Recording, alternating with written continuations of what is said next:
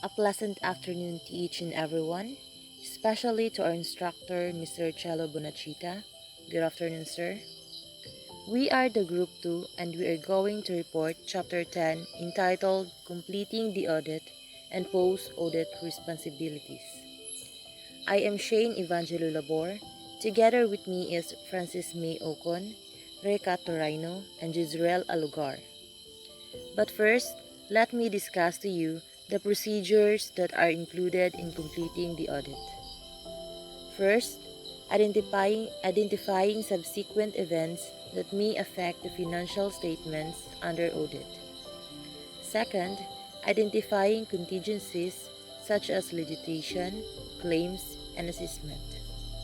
Third, obtaining written management representation. And lastly, performing wrap-up procedures.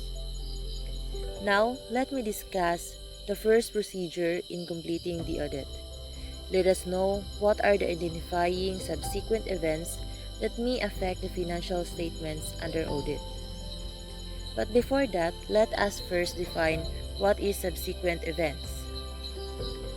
Subsequent events are those events or transactions that occur subsequent to the date of the financial statements that may affect the financial statement in the auditor's report. Subsequent events may be classified as first, requiring adjustment. Requiring adjustment are those that provide further evidence of conditions that existed at the date of the financial statements. The next classification of subsequent event is requiring disclosure. Requiring disclosure are those that are indicative of conditions that arose subsequent to the date of the financial statements. Next, let's discuss the procedures to identify the subsequent events. According to the PSA 560, the auditor is required to perform procedures designed to obtain sufficient appropriate evidence that all events occurring at the date of the auditor's report that may require adjustment of or disclosure in the financial statements that have been identified. Next, let's discuss what is subsequent events occurring after the report date but before the financial statements are issued. If an auditor becomes aware of such an event, it means that the auditor should take the necessary action to ascertain whether such event has been properly accounted for and disclosed in the notes to financial statements. While failure on the part of the client to make appropriate amendments means that it will cause the auditor to issue either qualified or adverse opinion.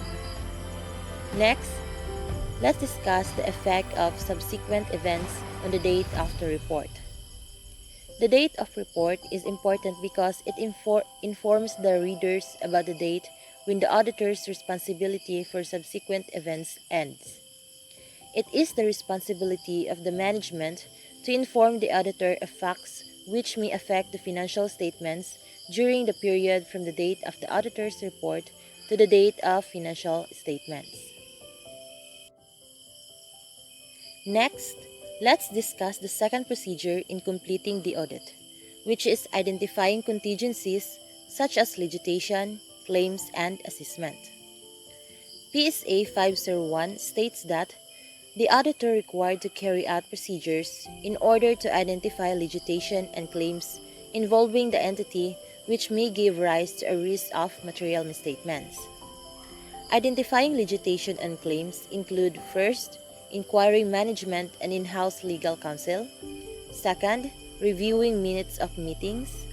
Third, and lastly, reviewing legal expense account. That is all about my topic. The next reporter, which is Francis May Ocon, will discuss the written representation. Always do，没理由就要你做我女友。